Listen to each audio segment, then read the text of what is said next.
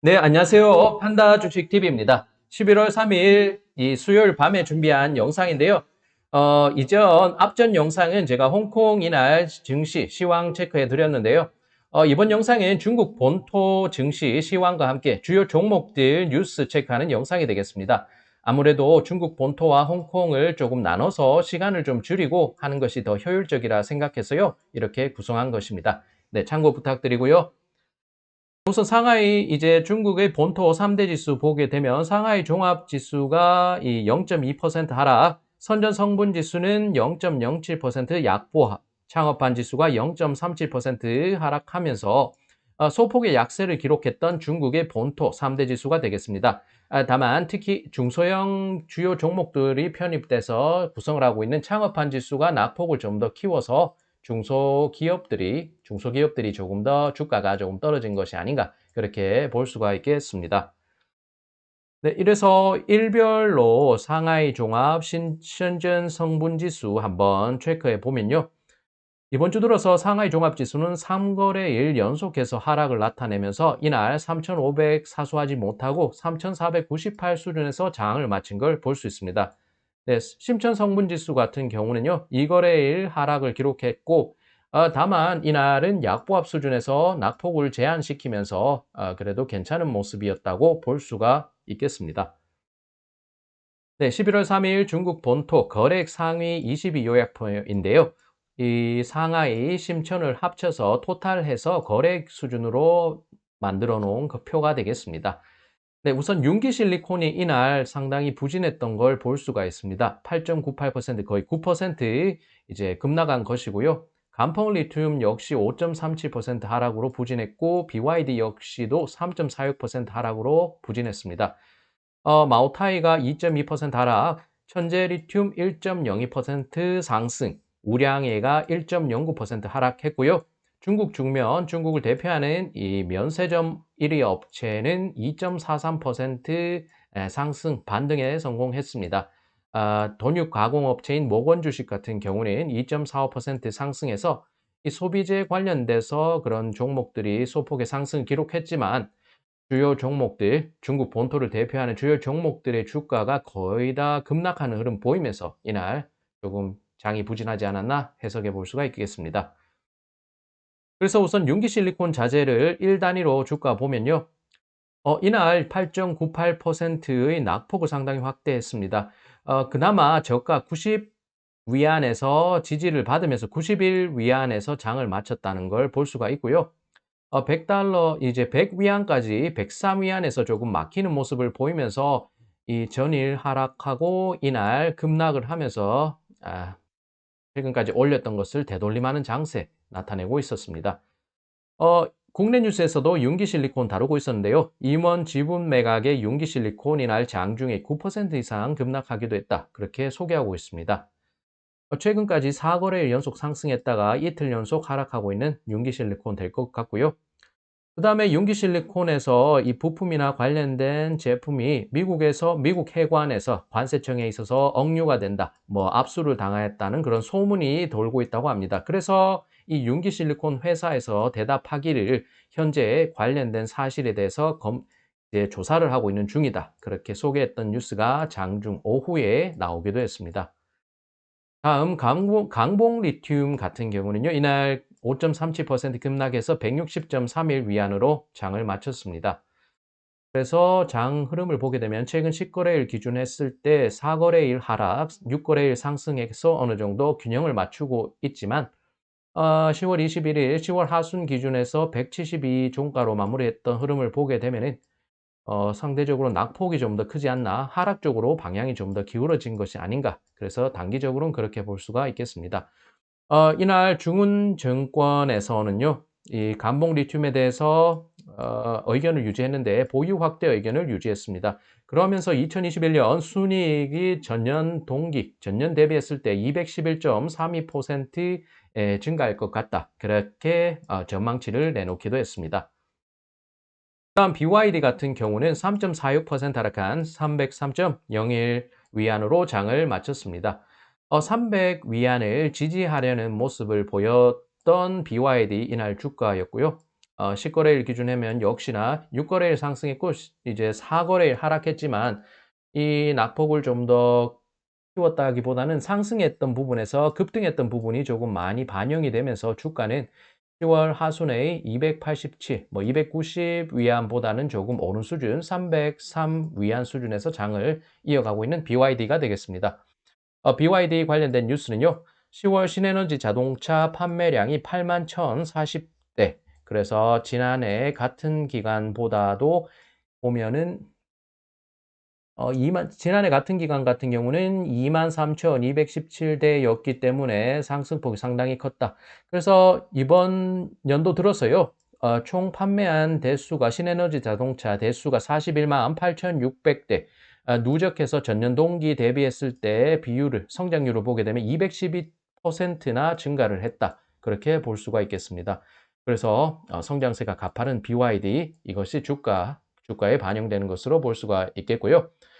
중은증권, 이 BYD 이 주가 종목에 대해서 매수 의견을 유지했다. 신에너지 자동차 판매량의 이제 높은 수준이 계속적으로 이어지고 있으며 높은 수준, 그런 성장세가 이어지고 있으며 내년에는 이제 전망 기대가 되는데 더 폭발적으로 성장할 것, 그런 것이 기대가 된다. 그렇게 보고 있습니다. 네, 귀주 모태주는요, 이날 2.2% 하락한 1765위안으로 장을 마쳤습니다. 그래서 1844 수준이던 10월 하순 기준했을 때 10월 21일 기준하면 1844 위안으로 종가를 마무리했었던 그 수준과 비교를 하면요. 거의 80 위안 정도 더 떨어진 수준에서 주가가 형성되고 있다. 그렇게 볼 수가 있으며 관련된 뉴스를 한번 보겠습니다. 블록딜 대량의 거래가 있었습니다. 보게 되면은 11월 3일 이 4건의 대량 블록딜이 있었는데 총 규모가 59,400 이제 59,400주 이렇게 거래가 되고 워낙 한 주당 한 주당 주가가 높다 보니까 이 6만 주가 거래돼도 상당한 금액이 되는 것 같습니다. 그래서 이 마오타이의 거래 규모가 1억 500만 위안, 이 블록딜의 규모가 이렇게 된 것이고요. 거래된 평균 가격은 1,765위안. 이날 종가의 2.2% 하락하면서 마무리됐는데 이렇게 종가 수준에서 블록들이 형성됐다. 평균 거래액이 이렇게 된다고 소개하고 있습니다. 그리고 매매 동향을 한번 살펴볼 수가 있는데요. 순매도 규모를 봤을 때 융기실리콘이 이날 주가가 급락했는데 상당히 하한가 가까이 갈 정도로 굉장히 낙폭을 확대했는데요. 16.08억, 그러니까 16억 800만 위안 수준의 순매도. 그 다음에 마오타이 역시도 4억 5,500만 위안의 순매도 규모, 북향자금, 그러니까 외국인들의 순매도가 많았던 종목에 이름을 올렸던 이 융기실리콘, 이 마오타이가 되겠습니다. 이러한 상황에서도 이 동흥증권이라는 곳은 마오타이에 대해서 강력한 추천 의견을 유지했다고 소개합니다. 2021년 순이익의 규모가 지난해와 비교했을 때 12.93%, 소폭이지만서도 증가할 것이다. 순이익이 증가할 것이라는 그런 전망치를 내놓고 있으면서 강력 추천 의견을 유지했다. 보실 수가 있고요. 그 다음 차이나 인터내셔널 트래블이라고 소개가 된 중국 중면이 되겠습니다. 이날 2.43% 반등에는 성공했지만 이 종목이 흐름을 보게 되면은 지난 이틀 동안 급락을 했습니다. 하한가 한번 찍고 그 다음 날도 급락했던 흐름. 그렇게 되면서 주가가 상당히 270 위안까지 가면서 한번 상승에 대한 기대감을 높이긴 했는데 한 번에 무너지면서 220 위안까지 떨어졌다가 소폭에 반등하면서 228 위안 정도로 장을 마친 걸 볼 수가 있겠습니다. 230에서 조금 저항을 받는 듯한 모습이 나온 것이고요. 중국 중면 이 3분기의 매출액이 10% 정도 줄었다, 감소했다. 이렇게 볼 수 있고요. 실적 발표를 한 후에 전일, 그러니까 11월 그러니까 11월 2일 날 여기서 8% 정도 주가가 급락했다. 이렇게 소개하고 있었던 시황 뉴스였고요. 중국 중면 9월 달에 실질적으로 영업하고 있는 이 영업점의 소매 판매가 이미 회복되고 정상적인 수준으로까지 가고 있다. 시장에서 굉장히 공포심리가 확대되다 보니까 11월 3일자 뉴스로 해서 조금 시장의 공포심을 좀 죽이면서 한번 살려보려는 시도를 하는 것으로 해석이 되는 뉴스들 나오고 있었습니다. 동호증권은 하향 조정했습니다. 중국 중면이란 종목에 대해서 하향 조정했는데 그러면서 보유 확대 평가 의견을 냈으며 올해 순이익이 전년 대비했을 때 72.54% 증가했을 것이다. 그래서 업황적으로 봤을 때 면세점이란 사업 자체가 위드 코로나가 조금 잠잠해지거나 하면 성장성을 발휘할 수 있으니까요. 이 회복에도 대한 기대감이 있으며 그렇게 하다 보니까 지난해보다 2020년 뭐 코로나 악재가 굉장히 중국 전역을 그렇게 영향을 끼쳤던 그런 분위기에서 회복이 되면서 올해 이 순이익이 72.54% 증가할 것이라고 전망치 내놓고 있습니다. 네, 이렇게 해서 주요 종목들 살펴봤고요. 이번에는 표로 제가 한번 붙여본 것인데 이날 중국 경제 주요 뉴스 헤드라인 한번 체크해 보겠습니다. 매체들은 쭉 여기 붙여놓은 것을 참고하시면 좋겠고요.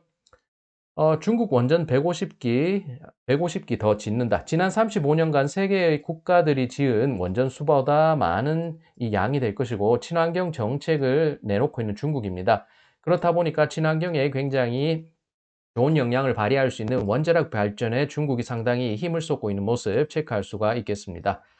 중국 헝다 4개월간 5만 7천여 고객의 부동산 상품 인도했다고 하고요. 시진핑 주석이 G20에서 기후회의를 불참했는데 미국 비판에 우리는 말보다 행동을 한다면서 조금 기싸움을 하는 듯한 모습 나타내고 있습니다. 코로나로 물들어가는 중국 대륙이라고 하면서 우한에서 첫 발생한 이후 최다 수준까지 온다. 겨울이 다가오면서 코로나가 조금 더 심해지는 모양새가 중국 본토에서 나오고 있습니다. 중국 1대1로 견제 나선 바이든, 개도국 인프라 돕겠다. 서로 편가르기를 하면서 G2로 해서 미국과 중국 간의 기싸움이 커지는 가운데 서로 편을 가르고서 자기 편을 모으기 위한 그런 모양새가 지속적으로 나오고 있는 모습이고요.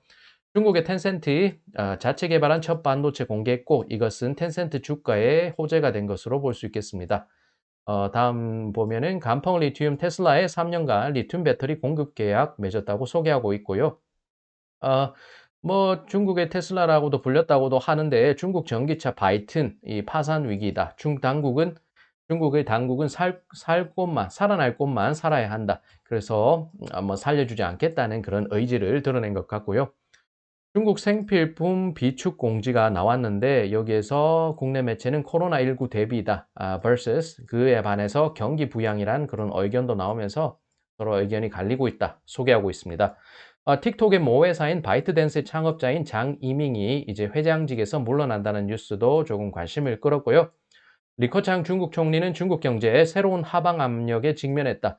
당국자, 그것도 중국을 대표하는 그런 지도자가 이렇게 중국 경제, 거시경제 흐름이 조금 좋지 않다고 개입을 하면서 정책적인 부양, 단기적이더라도 경기 부양에 대한 의지를 한번 드러낼 수도 있겠다. 그렇게 생각을 해볼 수도 있겠습니다. 네, 중소기업 지원 늘리는 중국 정부, 어쨌든 공동부유라는 자신들의 기조를 다시 한번 확인하면서 대기업보다는 자본가들보다는 중소기업들 조금 사회적으로 기회를 많이 못 잡고 있는 그런 중소기업들에게 기회를 더욱 많이 주겠다는 중국 정부의 그런 의지를 다시 한번 체크해 볼 수 있었습니다. 네, 이렇게 중국 주요 뉴스들 한번 국내 매체의 헤드라인 통해서 체크해 봤고요. 네, 여기까지 판다주식 TV였습니다. 중국 본토 시황 한번 빠르게 체크해 보면서 주요 종목들 뉴스들 붙여본 것이고요. 네, 영상이 유익하셨다면 구독과 좋아요 부탁드립니다. 네, 오늘도 시청 감사드리고요. 네, 저는 다음 영상 잘 준비해서 다음 영상에서 찾아뵙겠습니다.